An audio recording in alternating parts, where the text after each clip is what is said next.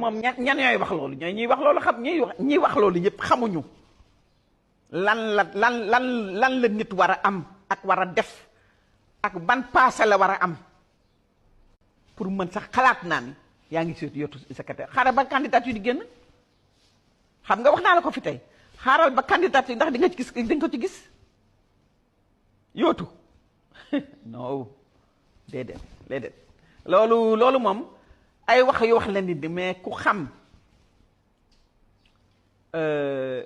yootu Nations Unies lan la laaj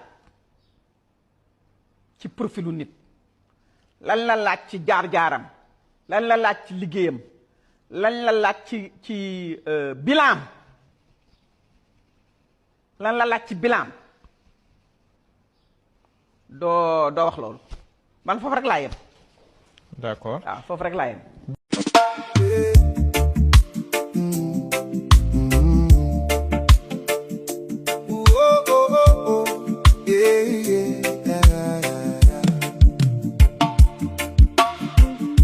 De fatigue aux Nations Unies,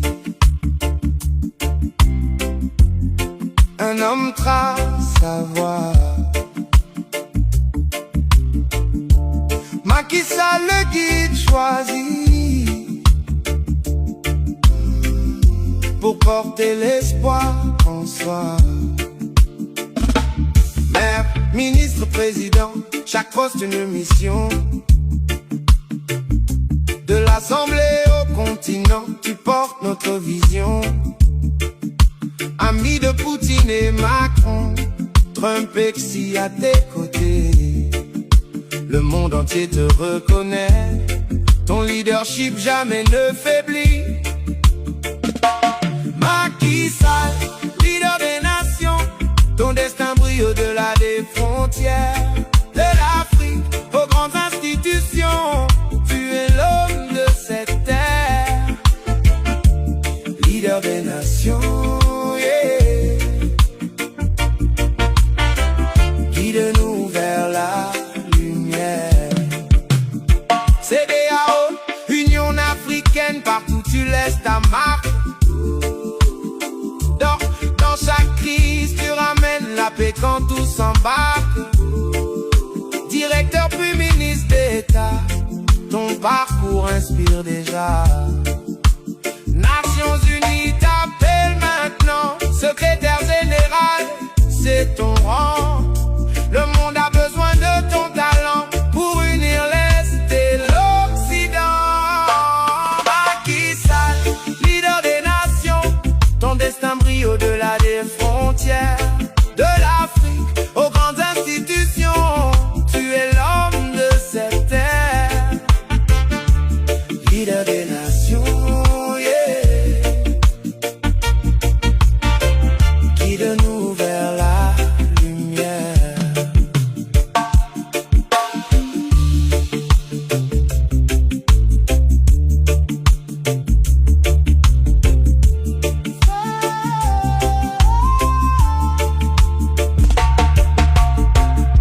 De fatigue aux Nations Unies, l'histoire se souviendra. Macky Sall, notre fierté, pour toujours tu brilleras.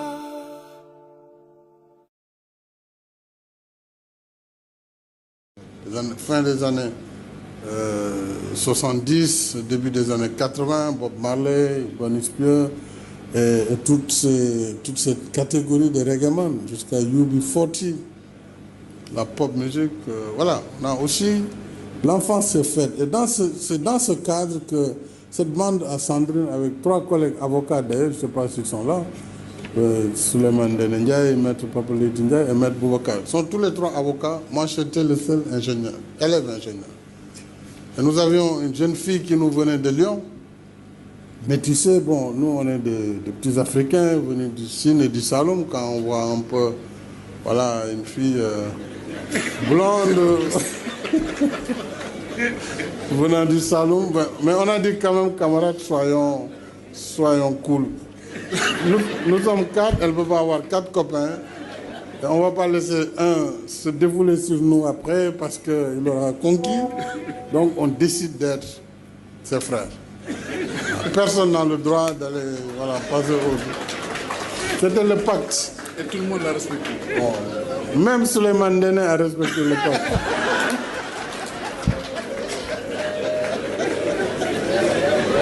Voilà. Donc c'est ça. tey maa commencé dagg xollu kii ak ONU bi Macky Sall bi après ñu doog mu ñëw ci. Yacine. ku Yacine. Yacine. Yacine. Yacine. yow doo ma wool Yacine yow. yow Aïssatou doo ma wool Yacine. ba pare xoolal Yacine xam nga balaa gën a nekk si Yacine mu naan non. xam naa loolu dégg sa anglais. non. naan xaabal si kat daay génn. waaw doo ko bëgg saa de maire buy wax. saa da nga sant haine bi xoolal haine bay jóg fees del. lisi baa ngi mi ngi ne Momar. Yacine lisi bi Momar nag danga dégg nag. xool ma ñëw suma kii danga ba lisi bi liste candidat yi. Yacine benn seul black boo fa nekk maire Yacine Macky bokk na. Yacine Macky bokk na. bu mu yoon sax mu neex. Yacine su fi yoon sax mu neex de. non. Yacine. Si. Yes. Macky dugg na. ay sut demal nga xool Yacine mii. xam nga sa mbokk waalo demal nga xool ko. Yacine xam na li si baa ngi nii tuum.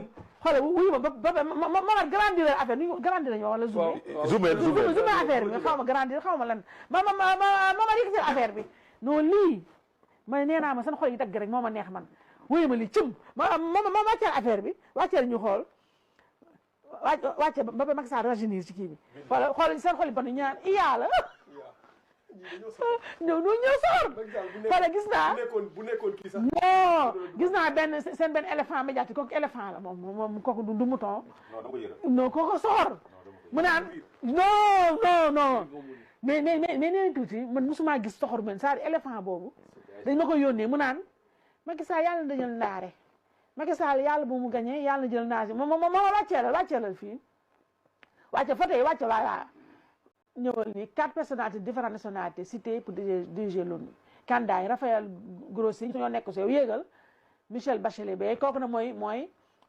concurrent direct Macky Sall ndax fi ñu toll nii les favoris ñaar ñii la waaye ñun nee tuuti Macky Sall mën na tumux ci liste bi ak waa Pastef lu ñu xattaraay lu ñu xëm la ñu rey seen bopp waa Pastef nee naa ñoom bu ñu amul tuuti ci yàlla suñu borom bi danañ bàyyi Macky Sall ne ko keccet muñ te xam ne ñoom barke bi Macky Sall am ñoom seen ñu ko ba kay am Macky Sall ngi premier seen depuis Amadou Makhtar Mbow boobu sama yaay juddoogul 82 mooy Macky Sall mooy sénégalais bon teint né à Fatick boo xam ne kii fu mu jaar yëpp waaw fu mu jaar yëpp ok qui a coché toutes les cases moo nekk fi neen tudde lii sac la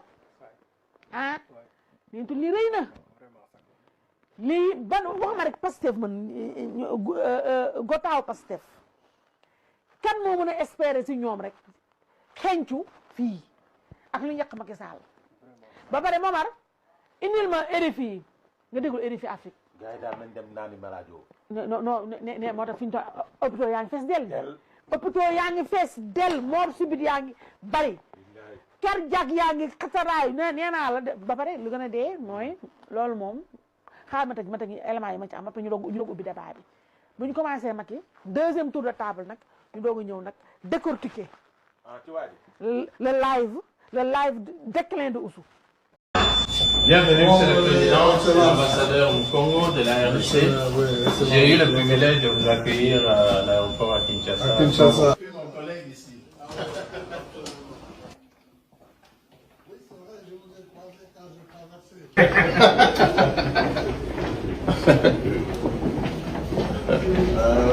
Bonjour, madame.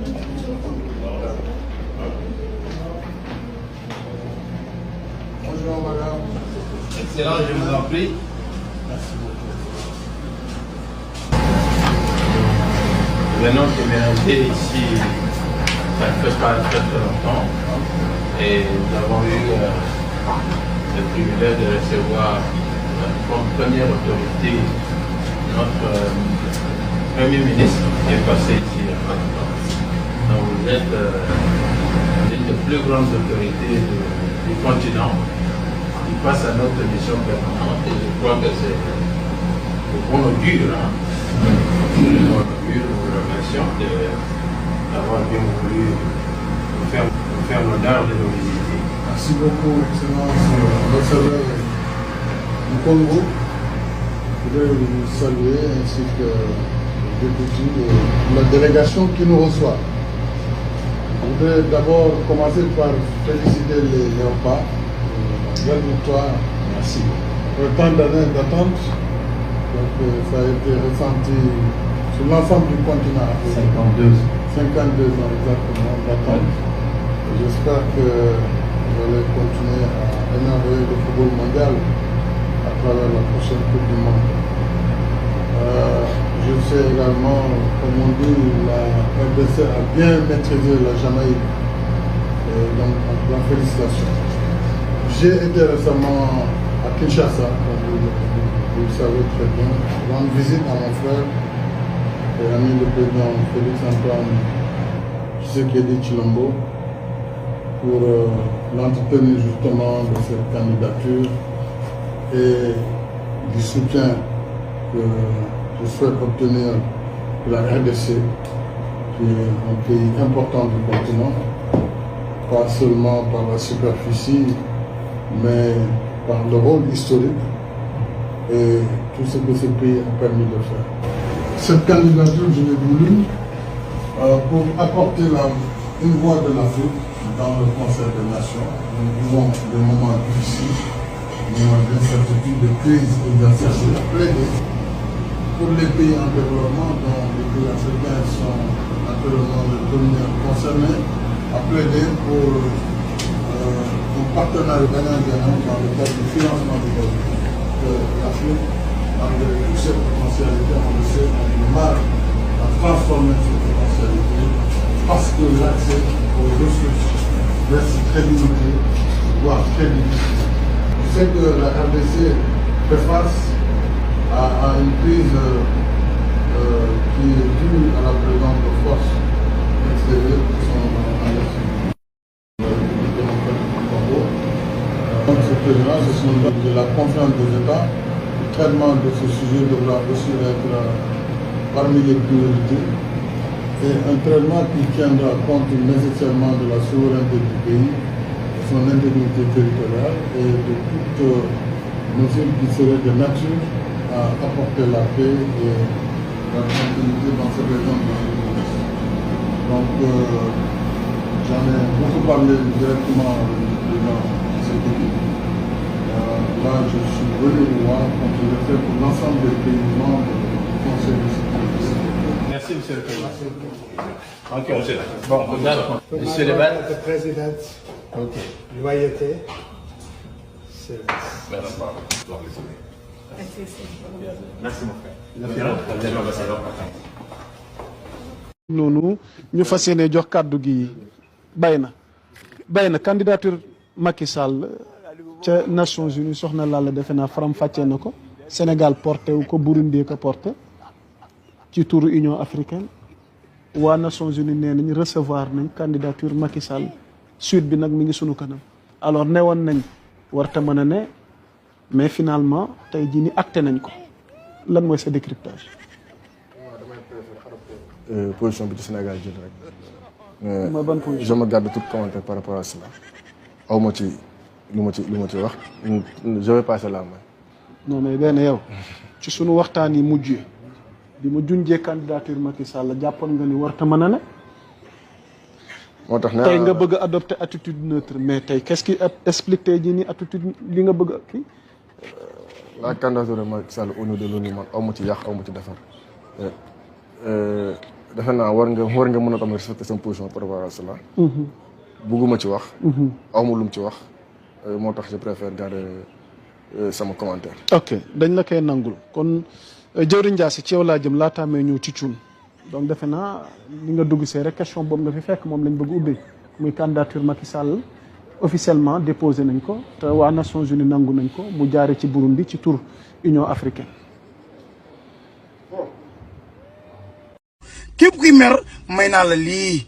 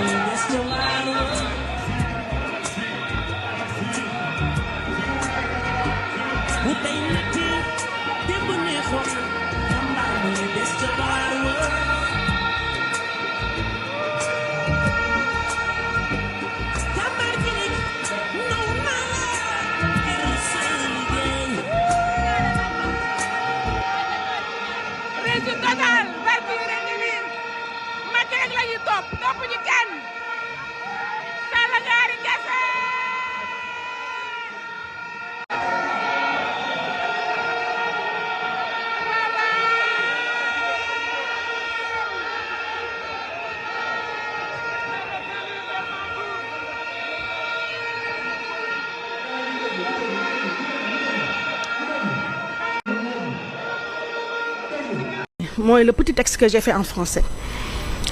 Encouragement et soutien, voilà. Encouragement et soutien au président Macky Sall. Meilleur président de la République du Sénégal, après Maître Abdoulaye Wade. Président Macky Sall, l'un des meilleurs présidents de la République de cette planète, pour son amour pour son peuple, ses qualités intrinsèques, ses compétences, et pour avoir perpétué à merveille, en y apportant sa touche personnelle, l'œuvre de son illustre prédécesseur, et surtout pour avoir connu les émeutes les plus sanglantes de l'histoire du Sénégal, émeutes causées par un homme, Ousmane Sonko, qui a fui ses responsabilités en n'assumant pas d'avoir fréquenté un lieu peu recommandable qui s'appelle Sweet Beauté et d'avoir incité des centaines de jeunes à sortir dans la rue pour lui servir de bouclier humain.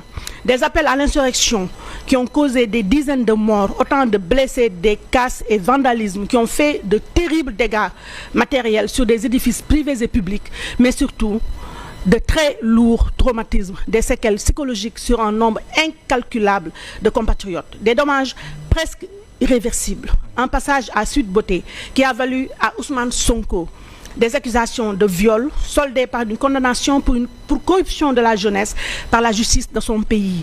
Ousmane Sonko, le seul homme politique au monde qui a aussi été condamné pour diffamation avec paiement de dommages et intérêts de 200 millions de francs et qui a osé avouer en direct lors d'un live qu'il a enlevé son nom de ses titres fonciers pour y mettre celui de ses enfants afin de se soustraire à la justice de son pays comme à son habitude. Cet homme est notre Premier ministre qui défie encore et toujours la justice de son pays en introduisant un rabat d'arrêt pour être par force notre président de la République. Rabat d'arrêt rejeté par la Cour suprême. Un homme qui, profitant de son statut de Premier ministre, a encore la même Cour suprême pour que cette Cour se dédise en donnant un avis favorable à une révision de son procès en diffamation, un fait inédit et hautement préoccupant pour notre République, dont la séparation des pouvoirs n'est pas un simple slogan, mais bien une réalité immuable. Ousmane Sonko, en même temps, toujours pour forcer sa candidature, a osé utiliser ses 130 députés pour modifier de force et à son profit égoïste le code électoral datant de 1992, fruit d'un large consensus national dans ses articles L29 et L30 qui traitent de la diffamation juste pour être de force notre président de la République. Je précise avec force que si le peuple du Sénégal épris de justice laisse cette fermeture passer, demain tous les criminels de ce pays peuvent être notre président de la République. Les Sénégalais ont combattu la dévolution monarchique du pouvoir, le troisième mandat. Autant de trophées pour notre démocratie qui nous ont valu le respect du monde entier. Pour avoir donc sauvé son pays de cet homme, Ousmane Sonko, et avoir placé son pays dans la cour des grands pays de son monde, dans la paix et la démocratie, le président Macky Sall, plus que quiconque, mérite d'être le secrétaire général de l'ONU pour le plus grand bien de ce monde, mais surtout pour le rayonnement de l'Afrique dans sa globalité. Massa enfin aux Sénégalais pour toute la souffrance et la douleur qu'ils ont vécue durant les 10 ans que Ousmane Sonko et son parti de la division du pays, PASTEF, ont fait dans l'opposition et pour les 2 ans qu'ils ont fait à la tête de ce pays, souffrance qui risque de continuer jusqu'en arrivé président bi accueil bi ak nu mu demee tey nag jóge nañ fële ca Sédhiou ñoo ngi ci pont Marsassoum bi président moo war a ñëw inauguré pont bi moo war a doxantu ndànk fii moo tax ñëw jiitu si ko ndànk man ak honorable Coura Macky ak Aïda Patra comme nañ ko defee woon démb rek ñëwaat tey nee naa leen ngir mi neex na saf na ba pare président li mu liggéey yàgg nañ ko wane tey nag dañoo ñëw ba teg suñu tànk gisal suñu bopp seedal suñu bopp seedal àdduna kan mooy Macky Sall bu ngeen pare nag kenn ku ne nga xool ndax président bi ñi naan dañ ko bañ buñ ko bëggoon nee naa la xaw ma fu ñu jëm lii moo gën ci moom président doxalal noonu la gars yi li war a xew fii moom laan di woon nii ngeen ko war a gis du ma leen anticiper dara dama bëgg ngeen xool seen bopp xanaa wax day am fin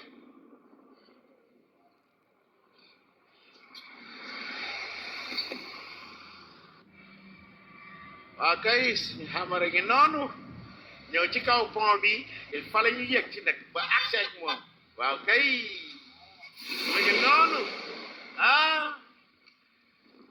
wax day am fin da dàq li amul ana honorable parel Aïda yéeg leen ñu dem président accès gul ñu koy xaar waaw émotion bu nganda vraiment man pour la première fois ñëw assister ak président Macky Sall fii ci Casamance fii la ko yàlla dogale woon donc maa ngi nii kenn nettaliwu ma honorable la nga ne ci côté pont bi moom waaw kay di xool pont bi muy neex xamar bii la ñu indil nag moom honorable Coura Macky moom la ñuy taxantoo de waaw kay jël ma photo mi ngi noonu Aïda Patra yi noonu waaw kay léegi après daal photo amul benn daaj honorable Coura ngi nii waaw di ñëw waaw ñun ñoo ngi nii di bëgg a dem Aïda yaa war a dawal xamar bi Coura moom yàgg na ko dawal donc moom duñ ko sax essayé waaw Aïda Patra yi préparé noonu war ci yeeg ñun nag dañuy défulé wu ñun dañ ñëw Casamance mu neex suñ développement day mat mi ngi nii waaw kay neex na wala neexul ëpp na bu ñu ànd ak honorable ku nekk day bëgg a dawal ñam ci bànneexu honorable bi ndax ànd ak honorable ngay doon waaw moo tax nga defee nii way dem ba tey ay honorable bon bi laa yéeg nii de waaw su ma buddee du ma taxaw war a dox ni ko honorable di waxee damay rëkk ba pare daal di buddi waaw kay wax day am fa fa toj mi ngi noonu toj na rajax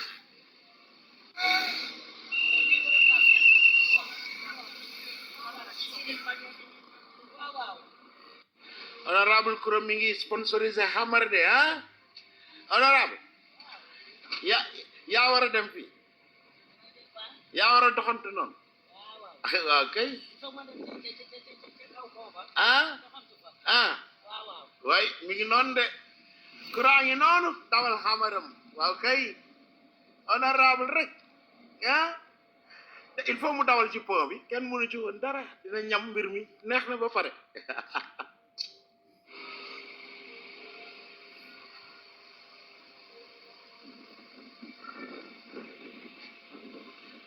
waaw ñoo ngi file ci pont wu Marsassoum waaw kay ak honorable Koura kontaan rek defaan Sall laa ko tuddee président Macky Sall dafay inauguré di def rek pour réew mi ñoom ñu taxaw ak tey jii nii waa ARTP ñiy defar réseau bi di ko neexal moo tax nii nga mën ma jël ma mën a wax Sénégal yépp di ko dégg ñu am solo lool ànd ak ministre mais yow Abdou Karim Sall sama xarit bi sama càmmeñ ba baaxkat bi mais yow mooy directeur AIBD bés bi mais te moom tax dafay yéex a ñëw mais moom dañ koy sopp ni ma gisee réseau bi yëpp Macky Sall la moom de daf ko sopp de nee naa leen du ma waxantu lu ma wax dëgg la gaa yaa ngi jël leen ñee tax réseau bi neex ñii ñoo tax lu président Macky Sall def génn muy leer oto baa ngi ay daa ngi noonu patration maa ngi nii xoolal oto baa ngi nii kay oto baa ngi nii seen marque baa ngi nii seen liggéey rafet na ñu ngi remercier bu baax di ko ñaanal gudd fan nag waaw di ko ñaanal gudd fan ba mu yeggale liggéeyam bi ni mu ànd ak président de la république ñun dara ñor ñu li président liggéey rek ñu ànd ak suñu honorable bi bëgg teg suñu bët ñun ak ñoom nag bëggee ci fer ay yàlla ngeen gudd fan waaye kon Khadim TV la ñu nekkoon waaw kay ba ci kanam boo baa ngi nii doxantu leen dem leen Koura ana demal Koura doxantul ci pont bi yow lu neexi ni dañ ko waaye daagul ñaadam da ko ñaadam bi waaw kay way ñun dañ doon net yi dañuy ñëw doxantu ci ni ci président yi doxantoo waaw kay moo ngi noonu waay lu dàq li am na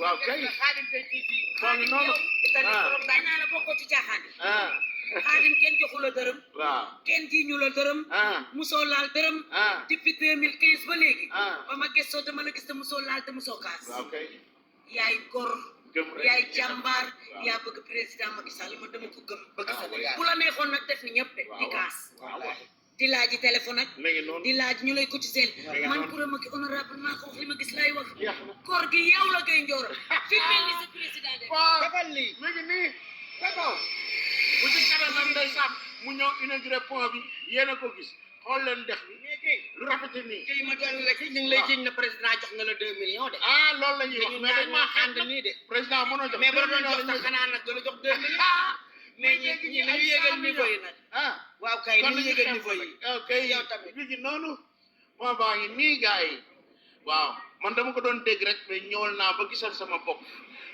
ne nañ weddi gis bokku ca foo xam ne ndox dafa jaar donc nit mënul dem oto mënul dem donc ay bac lañ daan gis nga bac bële wala ay gaal te fii quand même dex bu yaatu la muy Songorongo mu andi woon gàllankoor bu mag a mag pour waa Sédhiou waa Marsassoum te boo bëggoon jógee Ziguinchor ñëw fii amuloon yoon donc nit ñi dañ doon jaar li ñuy wax national la RN 6 jógee Ziguinchor donc jaar Adéane dem ba Goudomp boo demee Goudomp génne ji Tanaf Kolda jógee Kolda doog a ñëw Sédhiou donc boucle bu rëy boobu lañ doon def parce que yoon amuloon donc pont bi ak yoonu budget bi dafay tax léegi boo jógee Sédhiou su la neexee da ngay jaar si yoon bi rek pont bi booy génn fii Bignona ngay dem Bignona Ziguinchor donc dafay ubbi ensuite dafay relier Sédhiou ak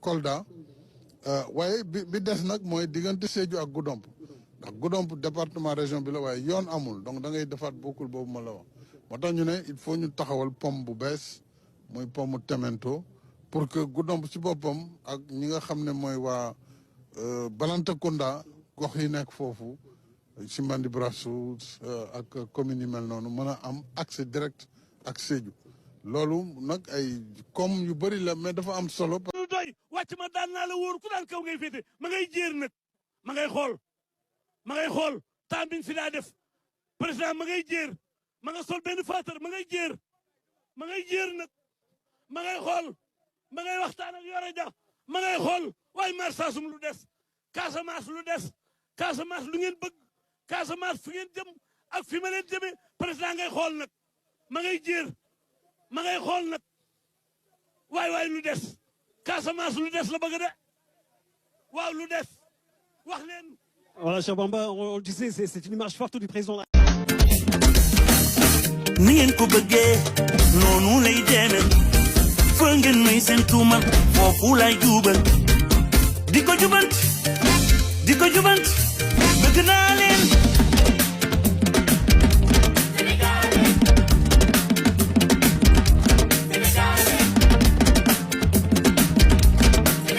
Clap your hand, son excellence is coming. Everybody, son excellence is coming.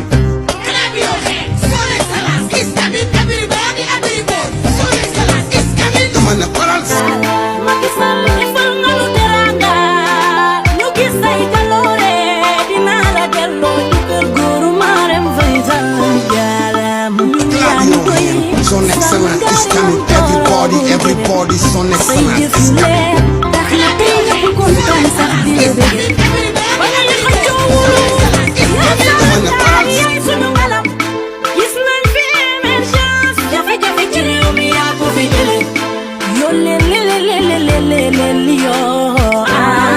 Son excellence is coming. Everybody, son excellence is coming.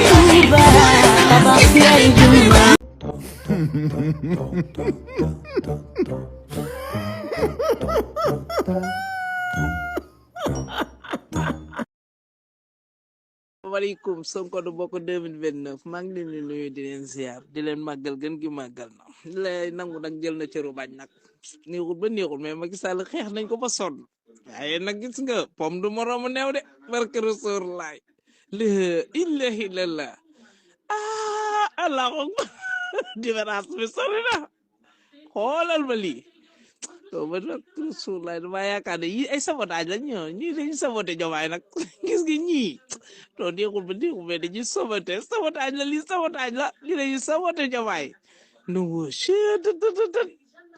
nag Diomaye nag jot na nag gis nga sëñ ñii dàq leen boo bëggee liggéey caaxaan baaxut te mag du dawal mbege lii daal ñii la ay sabotage dañuy saboté Diomaye lii naan ay malam ba say maam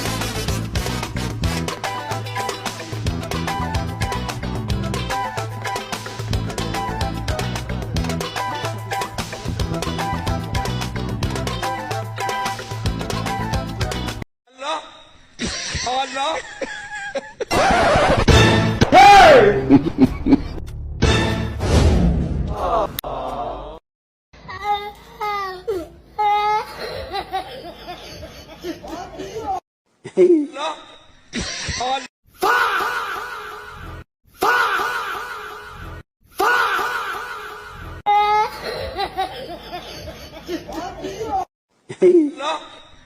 Allah.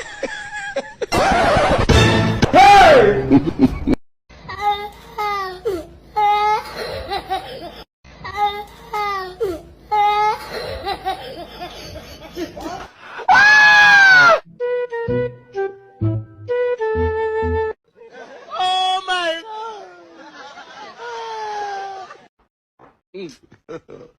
God have mercy upon us.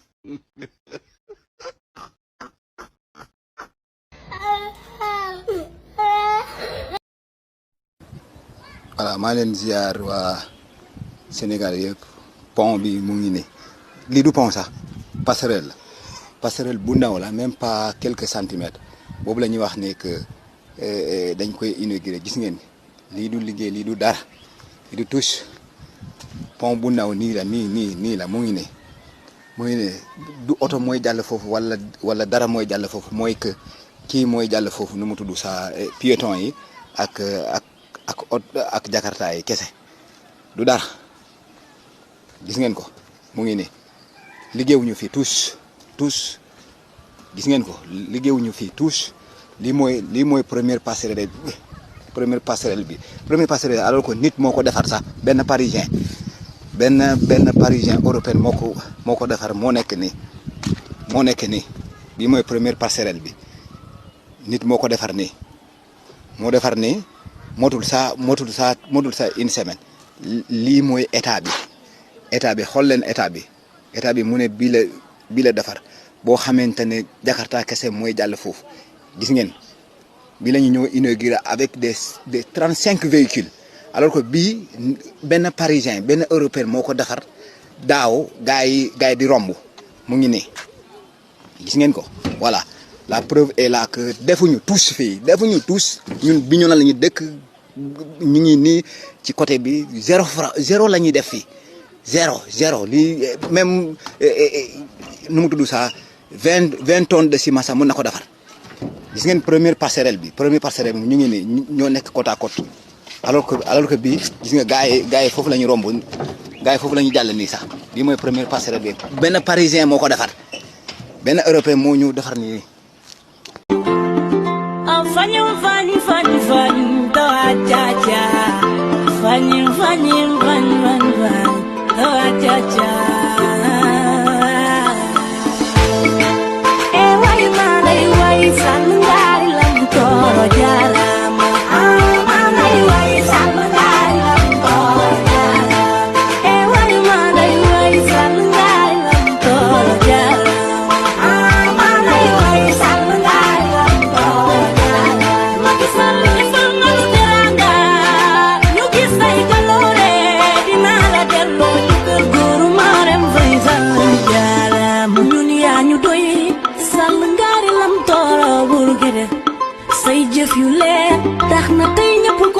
sax di la bëgg ba ñuy xëccoo wurus yow sàll ngaar yaay sunu ngalam gis nañ fi émergence jafe-jafe ci réew mi yaa ko fi jële yoo leleleleleleleleli yoo aaye gis nañ fi lu ci mel ni jam ñaajo aleen na autoroute ba ila Touba tabax fi ay juma Macky yow la nu wóolu ndaanaan nga duñu la fi jële way malay way sàll ngaari lam tooro jaarama malay way sàll ngaari lam tooro jaarama way malay way sàll ngaari lam tooro jaarama malay way sàll ngaari lam tooro jaarama Macky Sall defal nga nu teranga ñu gis say baloore dinaa la delloo ñu kër góoru Marème Faye Sall jaarama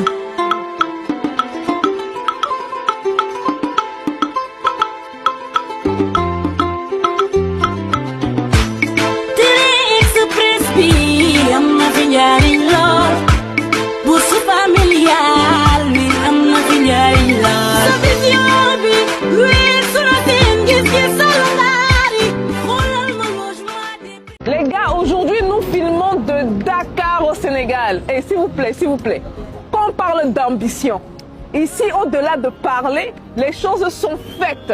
Donc nous sommes présentement au métro. Et c'est un métro qui existe et qui roule depuis 2021. Ça a pris 5 ans pour être mis en place avec les entreprises turques, françaises et sénégalaises. Donc c'est un travail en symbiose qui a eu lieu ici. Et chaque jour, la gare dessert plus de 115 000 passagers, les gars. Et tout est digitalisé. Donc ne pas avoir peur du digital, parce que c'est ça qui fait avancer le pays. Donc on aura une petite expérience. On va voir ce à quoi ça ressemble. Le métro à Dakar, qui n'oublions pas dessert quand même, mine de rien, 55 km d'ici du centre-ville de Dakar jusqu'à l'aéroport, en passant par Diamniadio, pour ceux qui connaissent plus ou moins Dakar. On va à l'aventure et comme d'habitude, je vous amène avec moi. Let's go. Super. Là, maintenant, on va se mettre en ligne pour pouvoir entrer dans le train. Là, on est ouvert. Hein. En fait, c'est premier arrivé, premier servi. Ce qui est encore super. Pas de désordre. Il y a de... on se comprend. Et vous voyez même les trains. Les trains sont assez nouveaux, entre guillemets, bien qu'ils ont ouvert ça en 2021. Destination Rufisque. Prochain arrêt, Colobane. Vous aimez bien le métro comme ça? Oui, c'est bien, climatisé bien là. Ah, super. Voilà. Et puis je ne vois pas de désordre, hein. Je vois vraiment chacun à son siège. Il y a beaucoup d'espace là, mais c'est pas occupé et tout. Prochain arrêt, Colobane. Ça c'est notre arrêt, donc on annonce ces arrêts. Next stop, Colobane. Next stop, Colobane. Et c'est propre. Arrêt stop, moi, Colobane. Et Wolof aussi. Waouh. Top. Vraiment top quoi. On vient d'arriver à Colobane. Expérience esquisse, rien à dire. Les trains sont propres. Franchement, c'est un truc qui me truc. Il y a la sécurité, les trains sont propres, il y a l'ordre. Il y a l'ordre. Nous étions les seuls à être debout, quoi. Donc tout le monde qui rentre à sa place assise. Mais je pense que vu que c'était la première station, peut-être c'est pour ça. Et j'ai l'impression qu'ils ont prévu des espaces, quoi. Donc s'il y a des gens, par exemple, qui ont des chaises roulantes, des choses comme ça, tout est prévu. Franchement, expérience. On va regarder le train partir. Bye. Un jour, peut-être, dans notre pays. Voilà. Et je ne le dis pas par sarcasme, hein, pas du tout. Mais ça, c'est encore, vous voyez, à peine le nom vient de partir, celui qui va à Dakar vient d'arriver. Et vous voyez, la propreté, c'est propre, c'est beau, une fierté sénégalaise, le drapeau sénégalais, la coopération des gens qui se sont mis ensemble, qui ont travaillé ensemble, un budget qui a été mis sur le côté, mais surtout, un budget qui a été utilisé pour justement construire les infrastructures. En termes d'infrastructures, à date, pour moi, le Sénégal rentre dans le top 5 des pays en Afrique. Pays francophones ou anglophones. Et beaucoup se demandent pourquoi est-ce qu'il y a autant d'améliorations, pourquoi est-ce que le pays évolue autant. Mais comme on dit, les infrastructures amènent l'évolution du pays. Donc, coup de chapeau aux Sénégalais pour ce que vous faites dans votre pays. Je demande aux autres pays africains, surtout francophones, qui ne sont même pas encore à 1/10 de ce que le Sénégal fait, de s'inspirer de ce... li état bi def ci 2 ans yi nguur gi fi jiitu ci 12 ans def ko te loolu syndicat yi fi nekk duñ ma démentir nguur gi fi jóge ci 12 ans defu ko ñun ci ñaari at def nañ ko wala ci 1 an sax diggante bi ñu signé pacte beeg léegi. waaye wàllu wóole.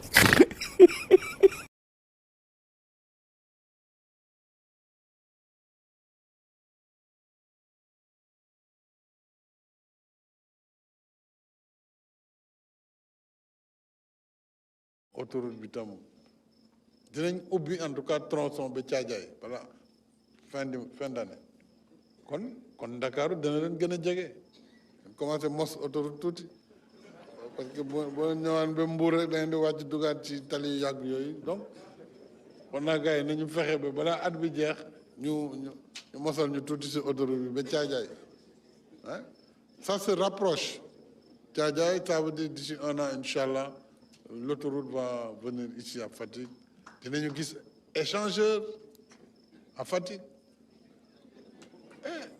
avancement mu ngi bëgg a am nañu gis échangeur voilà comme Fatick la bu ma neexee mën naa tooñ waa Fatick kooku moom c'est mon droit sama bopp lay tooñ voilà c'est pour vous dire que le développement est en voie et en voie accélérée pour nos terroirs. En tout cas, je remercie tout le monde, Madame le gouverneur, on vous remercie avec toute votre administration et on remercie également les élus, les maires, les présidents de département, les membres des conseils municipaux et des conseils départementaux, le secteur économique avec les chambres consulaires, la chambre régionale de commerce, d'industrie et d'agriculture et la chambre régionale de métiers, les sages, les... ku fonk kàddoom la ndax ñu bari jàppoon nañ ne sax dafa bëggoon def troisième mandat waaye man ba muy door a fal 2019 yoon moo ko njëkkee gisaat ca la ne ma nit ñi dañuy wax rek du ma ci wax ndax bu ma ci waxee ndëgg ni réew mi yàqu waaye fasuma ko yéene moo ma ko wax ci lam ñoom moo tax man naka jekkit bu nit ñi daa wax dama naan leen ah man de li ma dégg ci lam ñoom du lu ma wax ci bitti rek waaye mosuma gëm ne nee na cim xelam Cheikh Mouhamadou Mountakha mii it xam na ci dara teel naa xam ne fasu ko yéene fàttaliku naa it kàddu gu ma waxoon te loolu tam gis naa ne mi ngi koy jëfe mas na maa wax ne ma man de bu ma jugee ci réew mi du ma gestu sama ginnaaw kon loolu di ko suñ Mountakha seereeloon ci bi muy bàyyi ne ko liggéeyal nga réew mi bu wàccoo nga ak ñoom leen da nga leen desal mooy seen mandat muy troisième mandat boo leen ko delloo rek wàccoo nga ak ñoom kon day mel ne kon wàccoo na réew mi la ca des it mooy bi mu demee bay jeexal itam rafetal na ko te loolu itam nit ñi dañ ko ci war a sant ndax jàmm moom lépp lu koy indi cim réew loolu amatul pay te jëf na ci jëf ju rafet mooy maandoo xam ne réew mi yàllaa ko moom Sénégal yee koy joxe ku ñu tànn jiitale rek mu bàyyi te bu defoon leneen itam réew mën na ca doxe dugg ci kamb te ko loolu ñëpp koy rëccu kon loolu itam defal na ko Sénégal muy jëf ju rafet kon ñu ngi koy sant bu baax ci bisu tabaski gi sax woo naa ko ndax fekk boobu ma gëj ko dégg ndax xamoon ne mi ngi noppal maa ko war saa bopp ndokkeel ko ci julli gi ginnaaw mu rappelé ma ñu waxtaan lu yàgg kon cofeel gi ak jàpp gi mu jàpp dëkk bi ak sëriñ bi xam naa dara wàññiku ci sëriñ bi it moom wax na ko ba tey sama kóllëre rek moom du àdduna kese ba ëllëg la loolu moom ma ko wax ca làmmiñ ma dégg kon loolu mënu su ko weesu kon ñu ngi koy yóbbante atu cant ak gërëm di ko ñaanal ci noppalu gi mu nekk yàlla gën ko ci jàppale gën ko ci dimbale defal ko teraanga fa mu nekk te sàmm ko